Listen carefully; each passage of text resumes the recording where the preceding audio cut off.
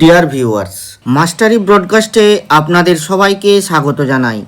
আজকের ভিডিওতে আমরা একটি অত্যন্ত গুরুত্বপূর্ণ বিষয় নিয়ে আলোচনা করব, আর তা হলো অন্নপূর্ণা যোজনা এবং এর পারিবারিক তথ্য সংগ্রহের ফর্ম।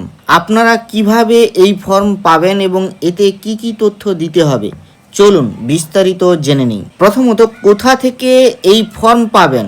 এই ফর্মটি পেতে গেলে আপনারা socialsecurity.wb.gov.in এই ওয়েবসাইট থেকে খুব সহজেই ডাউনলোড করতে পারবেন। এই ফর্মটি বাংলা, ইংরাজি এবং হিন্দি এই তিনটি ভাষাতেই পাওয়া যাচ্ছে। আপনাদের সুবিধার্থে বাংলা ফর্মের লিঙ্ক আমার এই ভিডিওর ডেসক্রিপশন বক্সে দিয়ে দিচ্ছি। ওই লিঙ্কে ক্লিক করে আপনি সরাসরি ফর্মটি পেয়ে যাবেন। এবার চলুন এই ফর্মটি নিয়ে একটু আলোচনা করা যাক। আপনারা স্ক্রিনে যেটি দেখতে পাচ্ছেন এটিই হচ্ছে সেই বাংলা ভাষায় এই ফর্ম, অন্নপূর্ণা যোজনার ফর্ম, বা বলতে পারেন এই ফর্মে থেকেই আপনার পরিবারের সমস্ত তথ্য সংগ্রহ করা হচ্ছে। এই ফর্মের সবচেয়ে বড় এবং বিশেষ বৈশিষ্ট্য হলো পরিবারের সংজ্ঞা। পরিবার বলতে ঠিক কী বোঝানো হয়েছে এখানে? তো এখানে পরিবারের মানে সাধারণ সরকারি সার্ভিস রুলের থেকে একেবারেই আলাদা। ফর্মে স্পষ্টভাবে বলা হয়েছে পরিবার বলতে এখানে এমন একদল ব্যক্তিকে বোঝায় যারা সাধারণত একসঙ্গে বসবাস করেন এবং একই রান্নাঘর থেকে খাবার গ্রহণ করেন। অর্থাৎ একটি রান্নাঘর মানেই একটি পরিবার, এটি কিন্তু মাথায় রাখবেন। এবার চলুন ফর্মে কি কি তথ্য দিতে হবে। এই ফর্মটি, বাংলা ফর্মটি প্রায় ধরুন 12 পাতার ফর্ম। ইংরেজি বা হিন্দি ফর্মগুলি হয়তো 1-2 পাতা কম বেশি হতে পারে। তবে এই ফর্মে যে তথ্য দিতে হবে তা কিন্তু খুব স্পষ্ট এবং সুন্দরভাবে, সঠিকভাবে পূরণ করতে হবে। তাই আপনাদের খুব সময় নিয়ে এই ফর্মটি পূরণ করার জন্য বসতে হবে।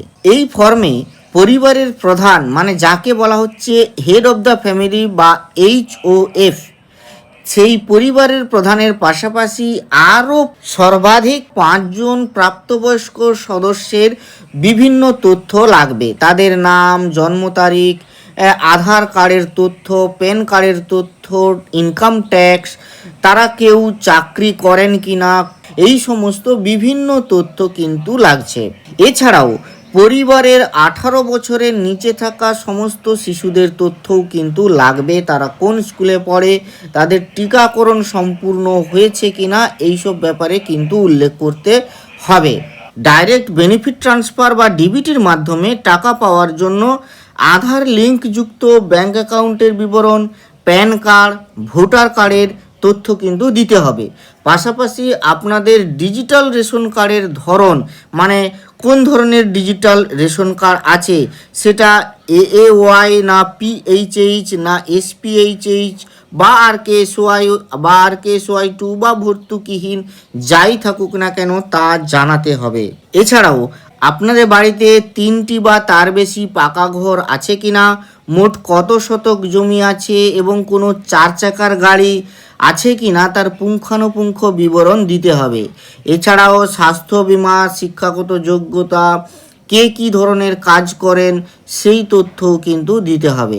আপনাদের CAA আবেদনের কোনো বর্তমান অবস্থা থাকলে, মানে এখানে যেটি বলা হয়েছে যাদের নাম ট্রাইব্যুনাল পর্যন্ত গেছে তারা কিন্তু এই বেনিফিটটা পাবেন এখনো পর্যন্ত। তারপরে ট্রাইব্যুনালে ফাইনাল ডিসিশন হয়ে যাওয়ার পর যদি নাম বাদ যায় তাহলে সেই টাকা তারপর থেকে বন্ধ হয়ে যাবে।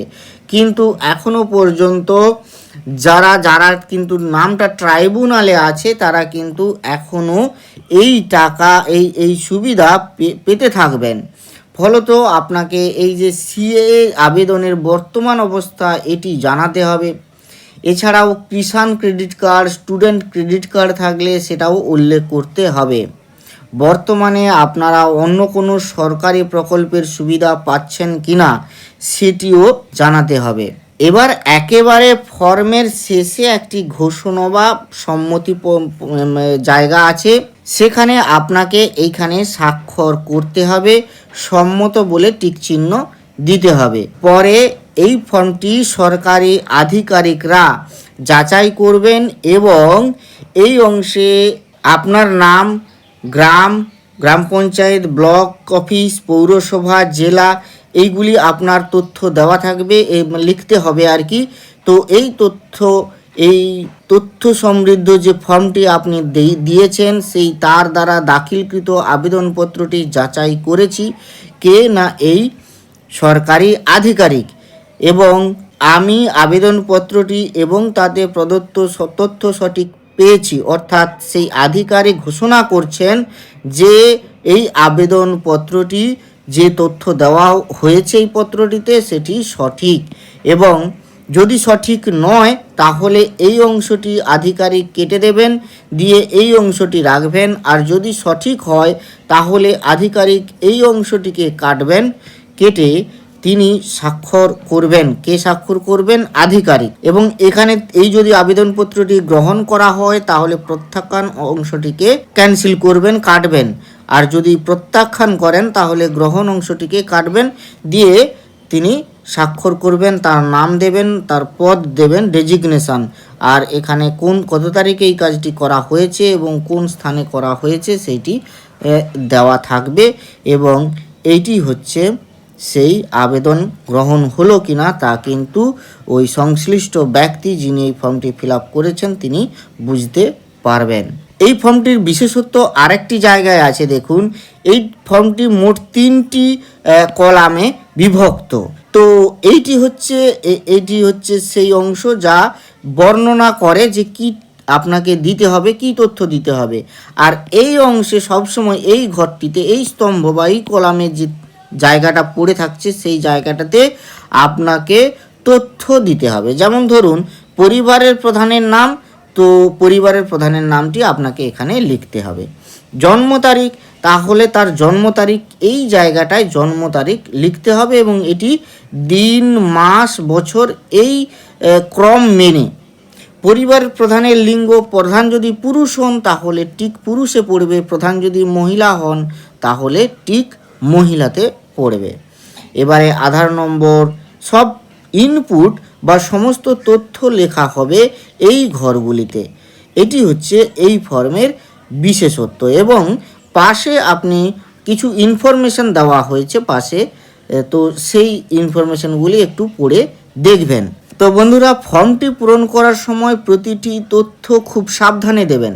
অন্নপূর্ণা যোজনা নিয়ে আজকের এই আপডেট এই পর্যন্তই। ভিডিওটি ইনফরমেটিভ মনে হলে অবশ্যই লাইক করুন, বন্ধুদের সাথে শেয়ার করুন, এবং এরকম আরও গুরুত্বপূর্ণ আপডেট পেতে মাস্টারি ব্রডকাস্ট চ্যানেলটিকে সাবস্ক্রাইব করতে ভুলবেন না। দেখা হচ্ছে পরের ভিডিওতে। ধন্যবাদ।